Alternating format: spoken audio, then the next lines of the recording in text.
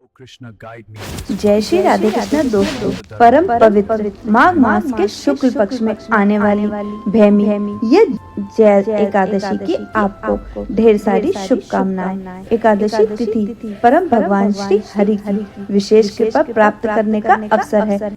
इस दिन व्रत का पालन करके उपवास करके मनुष्य परम आध्यात्मिक उच्च गति को प्राप्त हो सकता है और इस एकादशी व्रत की महिमा का वर्णन हमारे अनेक शास्त्रों में किया गया है। माघ मास में आने वाली यह पवित्र एकादशी अत्यंत पुण्य फल प्रदान करने वाली है। इसका पालन करने से मनुष्य को पूर्व जन्म के और वर्तमान जन्म के समस्त पाप नष्ट हो जाते हैं और मनुष्य पुनः अपनी आध्यात्मिक चेतना के साथ अपनी भक्ति के पथ पर अग्रसर हो सकता है। तो दोस्तों, इसी परम पावनी मंगलकार भैमी एकादशी के उपलक्ष्य में आज हम उससे जुड़ी एक पौराणिक कथा का श्रवण करते हैं। एक समय युधिष्ठिर महाराज ने भगवान श्री कृष्ण से पूछा, हे जनार्दन, माघ मास के शुक्ल पक्ष में कौन सी एकादशी आती है?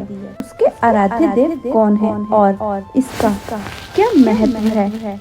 कृपया विस्तार पूर्वक वर्णन करें। प्रश्न का उत्तर देते हुए भगवान श्री कृष्ण ने कहा, हे राजन, माघ मास के शुक्ल पक्ष में आने वाली एकादशी को भैमी एकादशी या जय एकादशी के नाम से जाना जाता है। यह एकादशी सभी पापों का हरण करके मोक्ष देने वाली है और इसके पालन से व्यक्ति को पिशाच योनि प्राप्त नहीं होती। इसी प्रकार कहते हुए भगवान ने जय एकादशी की कथा कहनी प्रारंभ की। एक समय देवताओं के राजा इंद्र परिजात से सुशोभित नंदन वन में अप्सराओं के साथ विहार करने आए हुए थे। 50 करोड़ गंधर्व के नायक देवराज इंद्र ने उस दिन नंदन वन में नृत्य और संगीत समारोह का आयोजन किया था। वहाँ उपस्थित गंधर्व में पुष्पदंत, चित्रसेन तथा चित्रसेन का पुत्र प्रमुख थे। चित्रसेन की पत्नी का नाम था मालिनी और उन दोनों की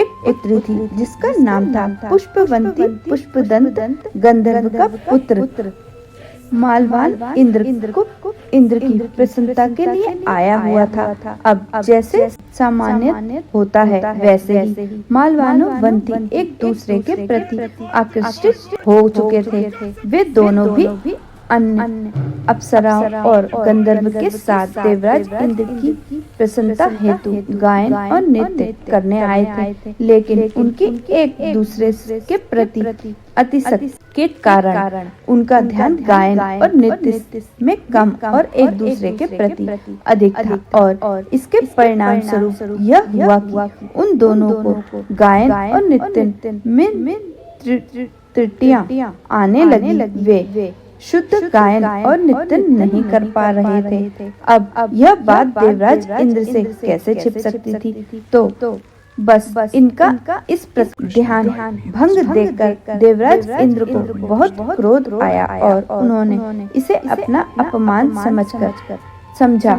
क्रोध के आवेश में आकर देवराज इंद्र ने उन दोनों को श्राप देते हुए कहा, अरे मूर्खों, तुम सच में पतित हो। तुम दोनों की एक दूसरे के प्रति आसक्ति इतनी अधिक है कि तुमने मेरी आज्ञा का भी उल्लंघन किया है। इसलिए मैं तुम्हें श्राप देता हूँ कि जाओ, इसी क्षण मृत्यु लोक में तुम्हारा पतन होगा और तुम पिशाच योनि में पति पत्नी बनकर वास करोगे। यह श्राप सुनकर मालवानोवंती दोनों ही भैंसे कांपने लगे। उन्होंने देवराज इंद्र से क्षमा याचना की, लेकिन अब श्राप मिथ्या कैसे हो सकता था? तो बस उन दोनों का अधपतन हुआ और वे पिशाच का शरीर प्राप्त करके हिमालय की गुफाओं में रहने लगे।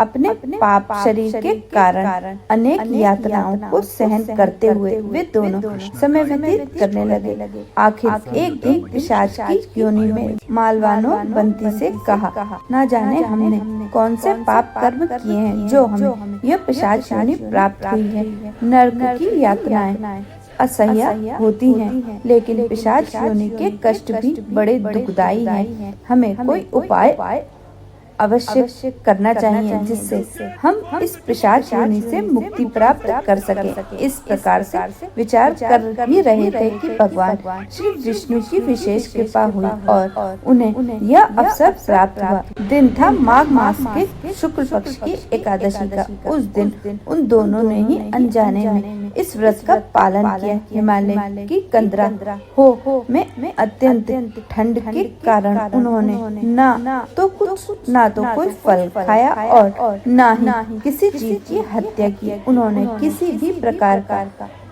सुख भोगने का प्रयास भी नहीं किया और संपूर्ण दिन तथा रात्रि के दौरान वे एक बरगद के पेड़ के नीचे ही बैठे रहे। आखिरकार रात्रि समाप्त हुई और सूर्योदय हुआ। अब दोस्तों, उन्होंने अज्ञानता में भी एकादशी के दिन उपवास किया था और रात्रि को जागरण किया था। इसीलिए इस एकादशी व्रत का पालन के फल स्वरूप और परम भगवान श्री हरि की कृपा से उन्हें अपना पूर्व दिव्य शरीर पुनः प्राप्त हुआ और इसके साथ ही उनकी चेतना में भी परिवर्तन आ गया। उन्हें अपने पूर्व जन्मों की सारी घटनाएं भी याद आ गई और तभी आकाश मार्ग से एक दिव्य विमान प्रकट हुआ। अब वे पिशाच योनि से मुक्त हो चुके थे। अलंकार से सुशोभित होकर अपने विमान में बैठकर वे दोनों वापस स्वर्गलोक में आए। उन्हें अपने पूर्व शरीर में पुनः देखकर देवराज इंद्र को अत्यंत आश्चर्य हुआ। उन्होंने मालवानों, यह चमत्कार कैसे हुआ?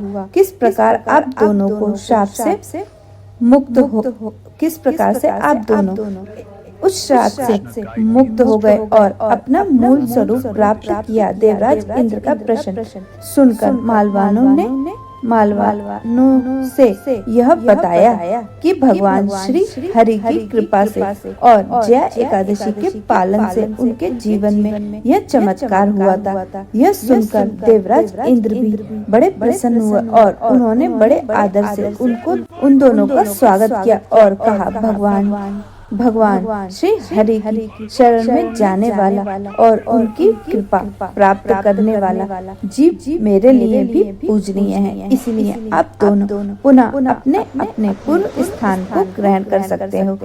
तो इस प्रकार कथा का समापन करते हुए भगवान श्री कृष्ण ने युधिष्ठिर महाराज से कहा, निर्रूप श्रेष्ठ प्रत्येक व्यक्ति को इस परम पवित्र जया एकादशी का व्रत का पालन अवश्य करना चाहिए। इसका पालन करने से सभी यज्ञ और दान का फल प्राप्त होता है। इस एकादशी कथा का मात्र श्रवण या पठन करने से भी व्यक्ति को अग्निष्टम यज्ञ का फल प्राप्त होता है। तो दोस्तों, यह थी आज की जया यह भैमी एकादशी की संपूर्ण व्रत कथा। और अगर आपको हमारे द्वारा सुनाई जा रही यह प्रमाणभूत कथाएं सुनना अच्छा लगता है तो हमारे चैनल को सब्सक्राइब करना ना भूलें। तो दोस्तों, मिलते हैं इसी तरह की एक और नई जानकारी के साथ। तब तक के लिए जय श्री राधे कृष्णा।